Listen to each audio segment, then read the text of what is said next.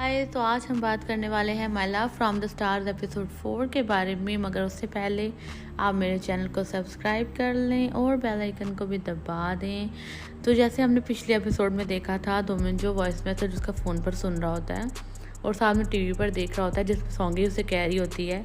कि वो वही हील्स पहन कर क्रूज़ पर गई है। और ये सारी बातें जाकर वो अपने लॉयर से करता है और उसको कहता है और साथ जब बातें कर रहा होता है वो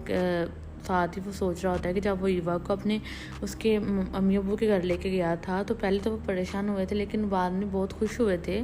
और ईवा उनको बताती है कि यही है दोमिन जो जिसने मेरी हेल्प की थी और मुझे हर मुश्किल से बचाया है और मुझे यहाँ तक भी यही लेकर आया है, मैं इसके साथ आई हूँ। उसकी माँ उसको देख के बहुत खुश होती है और उसके बाप उसके लिए जो उसके फादर हैं ईवा के, वो दोमिन के लिए खाना अरेंज करते हैं और वो कहते हैं तुम काफ़ी सफ़र से आए हो, तुम खा लो ये। लेकिन रात को जब ईवा सो रही होती है तो उसकी माँ उसका गला दबा रही होती है और वो कहती है तुम क्यों हमारे लिए वापस आ गई हो, तुम प्लीज़ यहाँ से चली जाओ कहीं दूर। और जब उसका बाप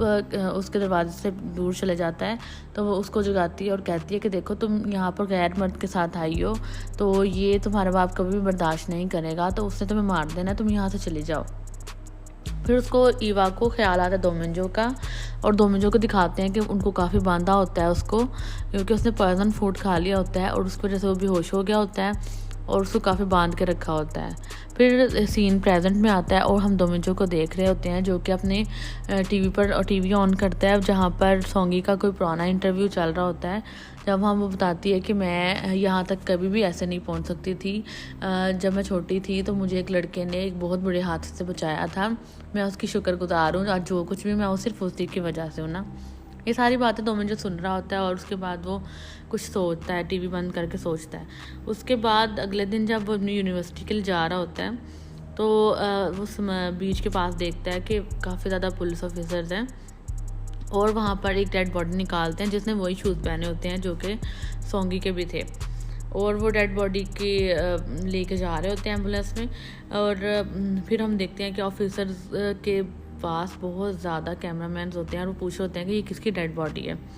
और हमें यहाँ पर पता चलता है कि सिमी का भाई इस केस को इन्वेस्टिगेट कर रहा है और वो दोनों ऑफिसर्स कैमरा की रिकॉर्डिंग चेक कर रहे होते हैं, जहाँ पर हमें रिकॉर्डिंग में हमें सिमी, लियो, उसका भाई और सॉन्गी और साथ में योरा को भी दिखाया जाता है। और हम देखते हैं कि सॉन्गी ने योरा का पर्स जो है वो अपने क्लच में रखा है और उसके बाद दिखाते हैं कि जो सिमी और लियो आपस में खड़े बात कर रहे होते हैं और सिमी को लगता है कि सॉन्गी जो है वहाँ पर खड़ी होती है और वो ड्रंक होती है काफ़ी और वो उसके लिए भी कुछ कहना चाहती है। तो लेकिन थोड़ी देर बाद वो देखते हैं कि वहाँ पर तो सॉन्गी नहीं है। और जब वो फंक्शन ख़त्म हो जाता है तो उसका मैनेजर वगैरह सारे उसको ढूंढ रहे होते हैं लेकिन वो कहीं नहीं मिलती। और लियो जब हर रूम चेक करता है तो देखते हैं कि सॉन्गी तो सोई हुई है एक कमरे में और वो लियो फिर उसको वैसे ही उठाकर लेके जाता है और ये सब कुछ रिकॉर्ड हो रहा होता है कैमरा में और वो कैमरे की रिकॉर्डिंग ऑफिसर चेक कर रहे होते हैं। फिर इसी के साथ साथ किसी ने कोई इन दोनों की फ़ाइट की, जो ब्यूटी पार्लर में इनकी फ़ाइट हुई होती है उन दोनों की, योरा की और सॉन्गी की, वो उन दोनों का क्लिप भी इंटरनेट में वायरल कर देते हैं क्योंकि ये पता चल गया होता है कि ये सॉन्गी नहीं, ये योरा थी जिसने सुसाइड की है। और ये वायरल काफ़ी ज़्यादा जंगल में आग की तरफ फैल जाता है और हर न्यूज़ कास्टर और हर टीवी चैनल इसको दिखा रहा होता है और सब लोग यही कहते हैं कि सॉन्गी की वजह से योरा ने सुसाइड की है क्योंकि वो उसकी ईगो को हर्ट कर रही थी। फिर हम देखते हैं कि सॉन्गी के अपार्टमेंट के बाहर बहुत ज़्यादा कैमरामैन और रिपोर्टर्स होते हैं और ये सारी बातें उसका मैनेजर उसको कॉल करता है और बताता है और वो कहता है कि देखो तुम नीचे मत आना ना। और सॉन्गी जल्दी से अपना बैग पकड़ती है और वो अपने अपार्टमेंट से बाहर निकलती है और लेकिन उसका जो मैनेजर है वो कहता है कि तुम लिफ्ट से नीचे मत आना क्योंकि वो लिफ्ट से ऊपर आ रहे हैं। और तभी दोमिंजो अपना डोर खोलता है और सॉन्गी दोमिंजो को भी अंदर लेके जाती है उसके अपार्टमेंट में और डोर क्लोज कर देती है। वो कहती है देखो प्लीज़ तुम मेरी हेल्प कर दो, बाहर बहुत ज़्यादा रिपोर्टर्स हैं और वो मुझे समझते हैं कि मैंने योरा को मारा है, तो प्लीज़ तुम मेरी हेल्प करो। उसके बाद हम देखते हैं सिमी और सिमी की मॉम को जो कि आपस में बात कर रही होती हैं और सिमी की मॉम को पता होता है कि ये जो सारा योरा की डेथ का इल्ज़ाम है वो सारा सॉन्गी पे लगा हुआ है। और वो कहती है सिमी को कि तुम इसी बात का फ़ायदा उठाओ और तुम तुम सोंगी को पीछे करो, क्योंकि कब तक तुम साइड रोल करती जाओगी, तुम सोंगी से ज़्यादा अच्छी एक्टिंग करती हो, तो तुम आगे जाओ और लोग तुम्हें पसंद करेंगे। लेकिन सिमी साफ इनकार कर देती है। वो कहती है मैं अपनी फ्रेंड को धोखा नहीं दे सकती ना। उसके बाद हम सोंगी को देखते हैं, जो कि दोमिजो के घर में लेटी होती है और उसको काफ़ी भूख लगी होती है, और दोमिजो उसके लिए खाना लाता है। उसके बाद खाना खाती है और वो दोमिजो का घर देखना शुरू कर देती है। देखते देखते वो उसकी लाइब्रेरी तक पहुंचती है और अचानक से वो उसके अंदर चले जाती है, इस रूम के, लाइब्रेरी रूम के, और वो जाकर उसकी वही डायरी उठाती है जिस पर उसने लिखा होता है कि मेरे आखिरी 3 माह अर्थ पर। वो उसको पढ़ लेती है, पर तभी दोमिजो आ जाते हैं पीछे, और दोमिजो उसको काफ़ी डांटता है और वो कहते हैं देखो, अगर तुमने इस घर में रहना है तो तुम्हें मेरी किसी भी चीज़ को हाथ नहीं लगाना चाहिए, और तुमने मुझे कोई भी क्वेश्चन भी नहीं करना। फिर हम अपने विलन को देखते हैं, लियो के भाई को, जो कि पूछ रहा होता है अपने असिस्टेंट से कि ये केस क्लोज तो हो जाएगा ना आसानी से। तो वो कहते हैं हो तो जाएगा, लेकिन हमें पेन ड्राइव नहीं मिला जो कि उसके बैग में था, और हमें पता चलता है कि सोंगी के पास है उसका बैग। तो और दोमिजो अगले दिन नेक्स्ट डे जब सोंगी बहुत ज़्यादा उसने गंद डाला होता है उसके घर में, वो कहता है एक तो इसको साफ़ करो, और दूसरी बात मुझे ये बताओ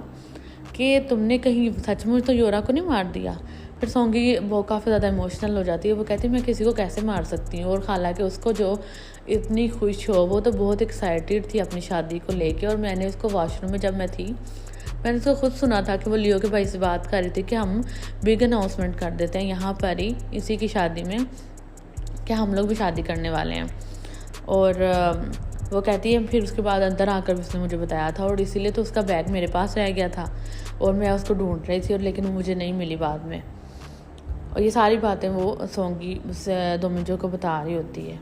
और हम देखते हैं ऑफिसर्स को, जो कि एक ही रिकॉर्डिंग को बार बार चेक कर रहे होते हैं, और तभी जो दूसरा ऑफिसर होता है वो चेक करता है कि उसको लगता है कि सोंगी और एक लड़का है जो सिर्फ थोड़ी देर के लिए क्लिप में आए हैं, और बाद में वो दोनों गायब हो गए हैं अचानक से। और वो बार बार जब देखते हैं तो वाकई दोमिजो दिखाते हैं उसमें रिकॉर्डिंग में, जो कि सिर्फ और सिर्फ 1 ही सेकंड के लिए आया होता है, और बाद में वो किसी भी कैमरा में नहीं आया होता। फिर सोंगी हम देखते हैं, सोंगी कहती है दोमिजो को कि जब मैं क्रूज़ पर थी और मैं रूम में लेटी थी और मुझे लगा था ख्वाब में तुम आए हो, तो क्या तुम वहाँ पर आए थे? मुझे पता लग रहा था कि, तो वो कहता है कि जब मेरा नाम गेस्ट लिस्ट में ही नहीं था तो मैं कैसे वहाँ पर आ सकता हूँ। तो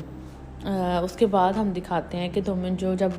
अपना टीवी ऑफ करता है तो वो टेलीपोर्ट करके शिप पे जाता है, और वहाँ पर सोंगी गिरने वाली होती है क्योंकि वो काफ़ी ड्रंक होती है, और वो उसको पकड़ के रूम में जाके सुला देता है। और ऑफिसर्स को हम देखते हैं जो कि बहुत हैरान होते हैं, और वो गेस्ट लिस्ट में भी सारा चेक करते हैं, उसमें दोमिजो का नाम नहीं होता, और वो काफ़ी हैरानगी से देख रहे होते हैं कि आखिर ये लड़का 1 मिनट में कैसे गायब हो गया, और वो नज़र भी आया रिकॉर्डिंग में। और इसी के साथ हमारी जो एपिसोड है वो ख़त्म हो जाती है।